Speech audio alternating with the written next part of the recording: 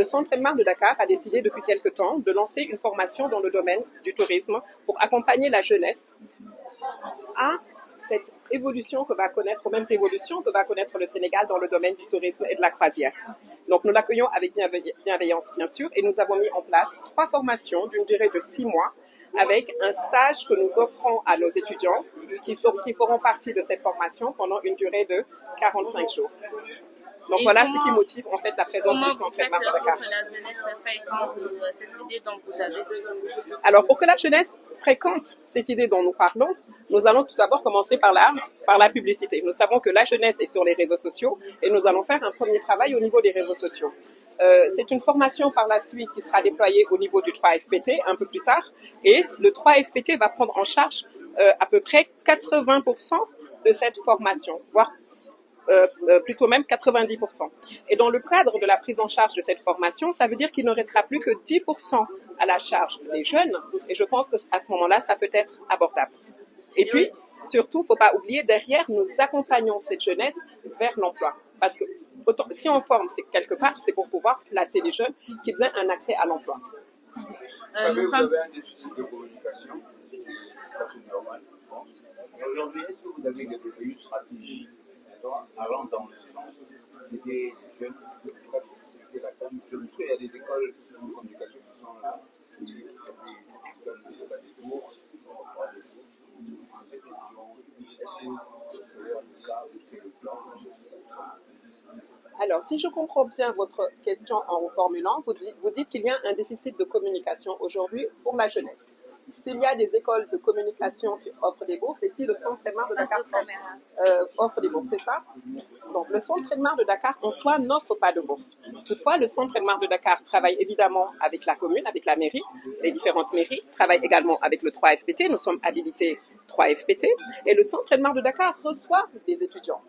À terme, l'année prochaine, si Dieu le veut, nous mettrons en place également des bourses d'excellence pour accompagner des étudiants qui ont eu la mention, qui souhaitent se former dans le domaine soit du tourisme, soit du transport, dans le domaine portuaire, maritime, logistique, ou sinon dans le domaine du droit maritime. Nous les accompagnerons à travers justement ces bourses d'excellence. Le Centre Elmar de Dakar relève du port autonome de Dakar, mais également du COSEC, Conseil sénégalais des chercheurs, et de l'ANA, l'Agence nationale maritime. Le Centre Elmar de Dakar relève de ces 3 autorités et bien sûr notre ministère de tutelle que nous saluons au passage de Dr Fatou Diouf, donc le ministère des Pêches, de l'industrie, des pêches, de l'industrie maritime et portuaire, des infrastructures maritimes et portuaires.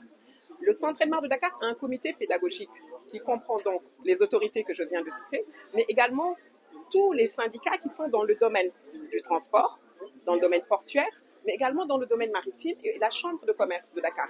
Ce qui fait que toutes les formations que nous mettons en place sont mises en place avec ce comité pédagogique. Nous avons aussi une commission scientifique qui accompagne le Centre Elmar de Dakar dans la définition des programmes pour que les programmes puissent correspondre à ce que le marché souhaite. C'est-à-dire le Centre Elmar de Dakar a un credo, on forme nos jeunes afin qu'ils soient employables. On ne les forme pas pour les lâcher. Le Centre Elmar de Dakar aujourd'hui a un taux d'insertion, tenez-vous bien, de 70%.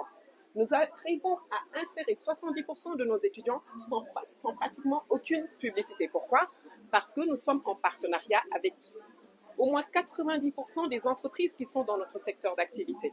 Et nous sommes la meilleure école en logistique, en transport maritime et portuaire. Et nous sommes également dans le pétrole et le gaz. Voilà pourquoi nous n'avons pas de difficulté réellement à insérer aujourd'hui nos étudiants au Centre Elmar de Dakar. Et l'État nous le facilite aussi. Il faut dire que notre autorité aussi, c'est l'État. L'État nous facilite cela, ainsi que le port, le COSEC et l'ANA. Par contre, si vous avez un plaidoyer à faire par rapport à ce secteur, ça serait quoi exactement? Le secteur maritime, vous voulez dire. Alors, le plaidoyer à faire au niveau du secteur maritime, portuaire, de logistique, transport, mais également tourisme et la croisière qui est en train d'arriver au Sénégal, mais au niveau également de la Gambie, de la Mauritanie, de la Guinée-Bissau et du Cap-Vert, eh bien, c'est de dire aux jeunes filles, mesdames, venez. Le secteur maritime a besoin de vous, mesdames. N'ayez pas peur. Venez, engagez-vous dans ces métiers qu'on dit à la base pour hommes. Aujourd'hui, il n'y a pas de métier pour hommes. Et les études montrent que les filles réussissent beaucoup mieux à l'école, que les filles ont de meilleurs résultats que les garçons à l'école, mais il arrive un moment où elles ont un blocage. Donc, Mon plaidoyer, ce serait que les jeunes filles viennent s'engager vers ces métiers et qu'on arrive, pourquoi pas, à un 50-50 qui serait équilibré, qu'on trouverait dans les entreprises, et cela pour une meilleure réussite de l'entreprise. Parce que qu'est-ce qu'il dit? Lorsqu'une entreprise est confiée à une femme en gestion, il y a 40% de risques en moins de mauvaise gestion. Donc, mesdames, mesdemoiselles, engagez-vous dans les métiers du transport, de la logistique, maritime, croisière et bien sûr dans le tourisme, puisqu'on est là aujourd'hui pour cela.